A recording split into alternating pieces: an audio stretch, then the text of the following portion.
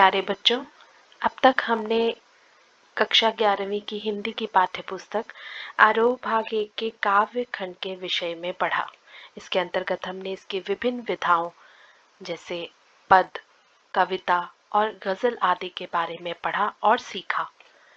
अब हम इसके गद्य खंड को आरंभ करेंगे, जिसका पहला पाठ एक कहानी है। कहानी गद्य की लोकप्रिय विधा है। इस कहानी का शीर्षक है नमक का दरोगा और इसके लेखक मुंशी प्रेमचंद जी हैं। प्रेमचंद जी हिंदी कथा साहित्य के शिखर पुरुष माने जाते हैं। इनका जन्म सन 1880 ईस्वी में वाराणसी के समीप लम्ही नामक गांव में हुआ। इनका मूल नाम धनपत राय था, परंतु लेखन कार्य के लिए उन्होंने प्रेमचंद नाम अपनाया तो वही प्रसिद्ध हो गया। नवाब राय नाम से भी इन्होंने लिखा है।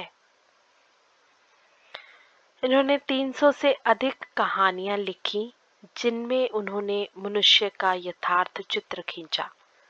अपनी कहानियों में न केवल इन्होंने समय को ही पूर्ण रूप से चित्रित किया, वरन भारत के चिंतन व आदर्शों को भी वर्णित किया है। इसलिए हिंदी साहित्य में इनका नाम अमर है। नमक का दरोगा इनकी एक बहुचर्चित कहानी है। इसमें आदर्शोन्मुख यथार्थवाद का पूर्ण उदाहरण प्रस्तुत किया गया है। यह धन के ऊपर धर्म की जीत की कहानी है। धन और धर्म को हम क्रमशः असत्वृत्ति और सद्वृत्ति, बुराई और अच्छाई, असत्य और सत्य भी कह सकते हैं। कहानी के दो मुख्य पात्र हैं, मुंशी वंशीधर और पंडित आलोपीदीन। पूरी कहानी इन दो पात्रों के इर्द गिर्द घूमती है। तो आइए इसका सार समझने का प्रयास करते। जब से नमक बनाने पर रोक लगी तो सरकार ने एक नया विभाग बनाया, नमक विभाग। क्योंकि नमक बनाने पर कानूनी रोक थी तो लोग चोरी छिपे इसका व्यापार करने लगे। अनेक प्रकार के छल प्रपंच शुरू हो गए। कोई रिश्वत से काम निकालता तो कोई चालाकी से। अधिकारियों के तो पौ 12 थे। इसके दरोगा पद को अत्यधिक महत्वपूर्ण माना जाने लगा। पटवारीगिरी का सर्व सम्मानित पद छोड़ छोड़कर लोग इस विभाग की चौकीदारी करने लगे। यहाँ तक कि बड़े बड़े वकील भी इस पद के लिए लालायित रहते थे। यह वह समय था जब अंग्रेजी शिक्षा और ईसाई मत को लोग एक ही वस्तु समझते थे। इसलिए फारसी में एक दो प्रेम कथाएं कहने वाले को जल्दी ही अफसरी मिल जाती थी। मुंशी वंशीधर भी लैला, मजनू, फरहाद आदि के प्रेम वृत्तांत सुनकर रोजगार ढूंढने के लिए निकले। उनके पिता एक अनुभवी पुरुष थे। सोने समझाने लगे, बेटा, घर की दुर्दशा तो तुम देख ही रहे हो। ऋण के बोझ से कैसे दबे हुए हैं। बहनों का भी अभी विवाह करना है। मैं तो किनारे पर खड़े एक पेड़ की तरह हूँ, न जाने कब गिर पड़ूं। अतः घर की सारी जिम्मेवारी तुम पर ही है। पिता ने हिदायत दी कि नौकरी ऐसी ढूंढना जिसमें ऊपर की आय खूब हो, क्योंकि मासिक आय तो पूर्णमासी का चांद होती है, जो घटते घटते लुप्त हो जाती है, परंतु ऊपर की आमदनी बहता हुआ स्रोत है, जिससे सदा प्यास बुझती है। वेतन मनुष्य देता है, इसी से उसमें वृद्धि नहीं होती। ऊपरी आमदनी ईश्वर देता है, इसी से उसकी बरकत होती है। तुम तो स्वयं विद्वान हो, तुम्हें क्या समझाऊं। इस उपदेश को पाकर वंशीधर बाबू नौकरी ढूंढने निकल पड़े। अच्छे शकुन से निकले थे कि नमक के दरोगा होने का सुअवसर मिला और पद पर प्रतिष्ठित हो गए। वेतन भी अच्छा था और ऊपरी आय का तो कोई ठिकाना ही न था। ये खबर पिताजी को मिली तो वे फूले न समाये। जहां रिश्तेदारों के हृदय में इस बात से खुशी हो रही थी, तो वहीं पड़ोसियों के हृदय में ईर्ष्या हो रही थी। जाड़े की एक रात मुंशी वंशीधर को अभी यहाँ यमुना के पुल पर आए 6 महीने से अधिक नहीं हुए थे, उन्होंने जल्दी ही अपनी कार्य कुशलता और उत्तम व्यवहार से अफसरों का मन मोह लिया था। वे उन पर अत्यधिक विश्वास करते थे। तो उस रात दरोगा जी दरवाजा बंद करके मीठी नींद सो रहे थे। अचानक पुल पर नदी के प्रवाह की जगह गाड़ियों की गड़गड़ाहट और मल्लाहों का शोर सुनकर आंख खुल गई और हड़बड़ाहट में उठकर बैठ गए। सोचा, इतनी रात गए गाड़ियां क्यों नदी के पार जाती हैं? अवश्य कुछ ना कुछ गोलमाल है। फिर क्या, वर्दी पहनी, तमचा जेब में रखा और घोड़े पर बैठ पुल पर पहुंचे। डांट कर पूछा, किसकी गाड़ियां हैं? थोड़ी देर सन्नाटा छाया रहा। आगे वाले आदमी ने कहा, पंडित अलोपीदीन की, दातागंज वाले। मुंशी जी ने यह नाम सुना तो चौंक गए, क्योंकि पंडित अलोपीदीन इस इलाके के सबसे प्रतिष्ठित व्यापारी थे। लाखों रुपए का लेन देन करते थे। अंग्रेजों के साथ भी उनका अच्छा उठना बैठना था। मुंशी जी ने पूछा, गाड़ियां कहाँ जाएंगी? तो उत्तर मिला, कानपुर। परंतु यह प्रश्न पूछने पर कि इनमें क्या है, वहां पुनः सन्नाटा छा गया। इस बात पर दरोगा जी को संदेह हुआ। बोले, क्या तुम सब गूंगे हो? हम पूछते हैं कि इनमें क्या लदा हुआ है। इस बार भी कोई उत्तर न मिला तो उनका संदेह और बढ़ गया। जब उन्होंने बोरी को टटोला तो समझते देर न लगी कि बोरियों में नमक के ढेले हैं। पंडित अलोपीदीन अपने सजीले रथ पर अर्धसुप्त अवस्था में चले जा रहे थे। उन्हें समाचार मिला, दरोगा जी ने गाड़ियां रोक दी हैं और वे घाट पर आपको बुलाते हैं। पंडित अलोपीदीन को लक्ष्मी की शक्ति पर पूरा भरोसा था। लक्ष्मी यानी धन की शक्ति। वे मानते थे कि न्याय और नीति तो लक्ष्मी के खिलौने होते हैं। अतः निश्चित होकर दरोगा के पास पहुंचे और बोले, बाबूजी आशीर्वाद, कहिए हमसे ऐसा कौन सा अपराध हो गया जो गाड़ियां रोक दी? हम ब्राह्मणों पर तो आपकी कृपा दृष्टि रहनी चाहिए। वंशीधर ने सरकारी हुक्म की चेतावनी दी। आलोपीदीन हंसकर बोले, हम सरकारी हुक्म और सरकार दोनों को नहीं जानते। हमारे सरकार तो आप हैं। आपने ये कैसे सोच लिया कि हम यहाँ से जाएं और घाट के देवता को भेंट भी न चढ़ाएं? भेंट चढ़ाने से उनका अभिप्राय रिश्वत से था। पंडित मुंशी वंशीधर को रिश्वत देना चाहते थे, परंतु वंशीधर पर रिश्वत का जरा भी असर न पड़ा। वह कड़क कर बोले, हम उन नमक हरामों में नहीं हैं जो कौड़ियों के ईमान बेचते फिरते हैं। आप इस समय हिरासत में हैं। दरोगा ने बदलू सिंह को सेठ जी की को हिरासत में लेने का हुक्म सुनाया। पंडित अलोपीदीन हैरान हो गए। वहां उपस्थित गाड़ीवानों में भी हलचल मच गई, क्योंकि पंडित जी के जीवन में कदाचित ये पहला अवसर था कि उन्हें ऐसी कठोर बातें सुननी पड़ी थी। बदलू भी आलोपीदीन के प्रभाव के कारण उन्हें छू तक न पाया। आलोपीदीन अब तक हैरान थे, क्योंकि उन्होंने आज तक धन को धर्म के आगे हारते न देखा था। अतः वे उसके सामने गिड़गिड़ाए, दया की गुहार की, फिर भी वंशीधर पर कोई असर न हुआ। सेठ जी ने 1000 रुपए तत्काल देने की बात कही। वंशीधर ने गर्म होकर कहा, 1000 नहीं, 1,00,000 भी मुझे सच्चे मार्ग से नहीं हटा सकते। सेठ जी ने रिश्वत की राशि 5, 10, 15, 20,000 तक बढ़ा दी, किंतु वंशीधर का ईमान नहीं डगमगाया और उसने पुनः बदलू को ललकारा। बदलू सिंह मन में दरोगा जी को गालियां देता हुआ पंडित की ओर बढ़ा।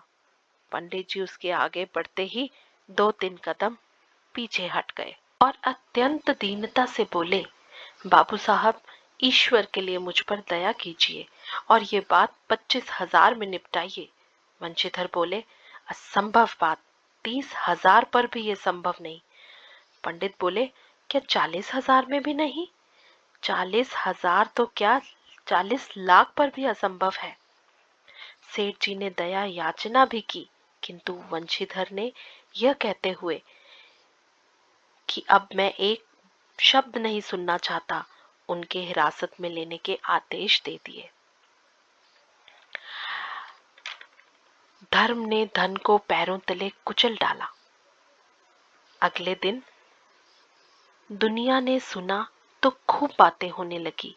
पंडित जी के व्यवहार की निंदा हुई। बेईमान और भ्रष्टाचारी अफसरों ने भी उन पर टीका टिप्पणी की। जब गर्दन झुकाए अलोपीदीन अदालत में पहुंचे तो मानो सारा शहर उन्हें इस हालत में देखने के लिए उमड़ पड़ा। सभी लोग विस्मित हो रहे थे, इसलिए नहीं कि पंडित ने क्यों यह कर्म किया, बल्कि इसलिए कि वह कानून के पंजे में कैसे आए। अदालत में पहुंचते ही हालत बदल गई। यहाँ के सभी कर्मचारी उनके बिना दाम के गुलाम थे। सभी उनके हाथों बिके हुए थे। फट से हलचल और भागा दौड़ी शुरू हो गई। वकीलों की टोली ने मिलकर उन्हें बचाने के दांव पेच साधे। इधर वंशीधर के पास सत्य और स्पष्ट भाषण के सिवा अन्य कोई शस्त्र न था। परिणाम स्वरूप पक्षपात की ओर झुका हुआ न्यायालय सेठ जी के चरणों में झुक गया। डिप्टी मजिस्ट्रेट ने यह लिखा, पंडित अलोपीदीन बहुत बड़े आदमी हैं। वे थोड़े से लाभ के लिए इतना छोटा काम नहीं कर सकते। वंशीधर की नमक हलाली ने उनकी बुद्धि को भ्रष्ट कर दिया है, अतः भविष्य में उन्हें सावधान रहना चाहिए। ये फैसला सुनकर वकील उछल पड़े। अलोपीदीन मुस्कुराते हुए अदालत से बाहर निकले। जब वंशीधर बाहर निकले तो चारों ओर से उन पर व्यंग्य बाणों की वर्षा होने लगी। समाज ने जी भर कर उन्हें अपमानित भी किया। वंशीधर को जीवन का यह खेद जानकर अनुभव हुआ था कि कोई भी सत्य के लिए समर्पित होने को तैयार नहीं है। उन्होंने धन से बैर मोल लिया था, उसका मूल्य तो चुकाना ही था। सप्ताह बाद ही खबर मिली कि उन्हें नौकरी से निकाल दिया गया है। कार्यपरायणता का दंड मिला था। घर वालों को जब इस खबर का पता चला तो सब ने अपना माथा पीट लिया। पिताजी भी क्रुद्ध होकर बोले, जी चाहता है तुम्हारा और अपना सर फोड़ लूं। वृद्ध माता को भी बहुत दुख हुआ और पत्नी ने तो कई दिनों तक सीधे मुंह बात तक नहीं की। इसी प्रकार एक सप्ताह बीत गया। एक दिन घर के सब लोग अपने काम में व्यस्त थे कि तभी द्वार पर सजा हुआ रथ आकर रुका। रथ में से पंडित अलोपीदीन निकले। उन्हें अपने घर आया देखकर वंशीधर के पिता उनकी अगवानी के लिए बढ़े। कहने लगे, हमारा भाग्य उदय हुआ जो आपके चरण हमारे घर में पड़े। और फिर अपने पुत्र वंशीधर को कोसते हुए अपनी बदकिस्मती का रोना रोने लगे। किंतु अलोपीदीन ने उन्हें चौंकाते हुए कहा, आपका बेटा कुल तिलक है। ऐसे धर्म परायण बेटे पर तो सर्वस्व अर्पण किया जा सकता है।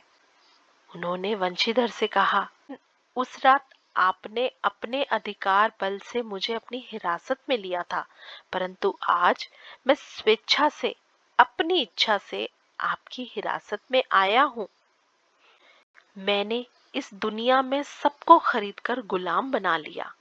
मुझे परास्त किया तो केवल आपने। मैं आपके सम्मुख एक विनय लेकर आया हूँ। उस दिन नदी तट पर तो आपने मेरी प्रार्थना स्वीकार नहीं की थी, किंतु आज करनी पड़ेगी। वंशीधर बोले, मैं किस योग्य हूँ, किंतु जो कुछ सेवा मुझसे हो सकेगी उसमें त्रुटि कोई न रहेगी। सेठ जी के हृदय की विशालता और गुण ग्राहकता देखकर वंशीधर बाबू पिघल गए। सेठ जी ने वंशीधर के सामने प्रस्ताव रखा कि वह उसकी सारी संपत्ति के स्थायी मैनेजर का पद स्वीकार करें। उसे 6,000 वार्षिक वेतन के अतिरिक्त रोजाना खर्च, सवारी के घोड़े, बंगला, नौकर चाकर मुफ्त मिलेंगे। यह प्रस्ताव सुनकर वंशीधर ने हाथ जोड़ दिए और कहा, मुझ में न विद्या है, न बुद्धि, न वह अनुभव जो इन त्रुटियों की पूर्ति कर देता है।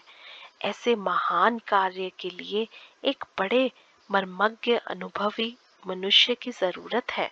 अलोपीदीन ने कलमदान से कलम निकालकर वंशीधर के हाथों में देकर कहा, न मुझे विद्वता की चाह है, न अनुभव की, न मर्मज्ञता की, न कार्यकुशलता की। इन गुणों के महत्व का परिचय खूब पा चुका हूँ। अब सौभाग्य और सुअवसर ने मुझे वह मोती दे दिया है जिसके सामने योग्यता और विद्वता की चमक फीकी पड़ जाती है।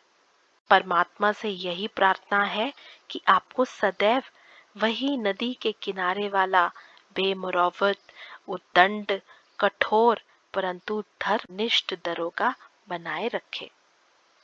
यह सुनकर वंशीधर की आंखें कृतज्ञता से डबडबाई। हृदय के संकुचित पात्र में इतना एहसान न समा सका। एक बार फिर पंडित जी की ओर भक्ति और श्रद्धा की दृष्टि से देखा और कांपते हुए हाथों से नियुक्ति पत्र पर हस्ताक्षर कर दिए। पंडित अलोपीदीन ने आनंदित होकर मुंशी वंशीधर को अपने हृदय से लगा लिया।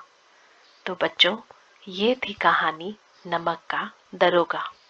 इस कहानी के माध्यम से मुंशी प्रेमचंद पाठकों के हृदय में मानवीय मूल्यों के प्रति आस्था जगाना चाहते हैं। और दूसरा बच्चों, इस कहानी से हमें यह संदेश मिलता है कि चाहे असत्य, अन्याय या भ्रष्टाचार रूपी कितना ही गहन अंधकार क्यों न छाया हो, किंतु सत्य में इतनी शक्ति होती है, उसकी इतनी चमक होती है कि वह किसी भी बुराई रूपी गहन अंधकार को भी दूर मिटा सकती है, क्योंकि सत्य का स्थान बहुत ऊंचा है। तो उम्मीद है आपको यह कहानी पसंद आई होगी और समझ भी आई होगी। धन्यवाद।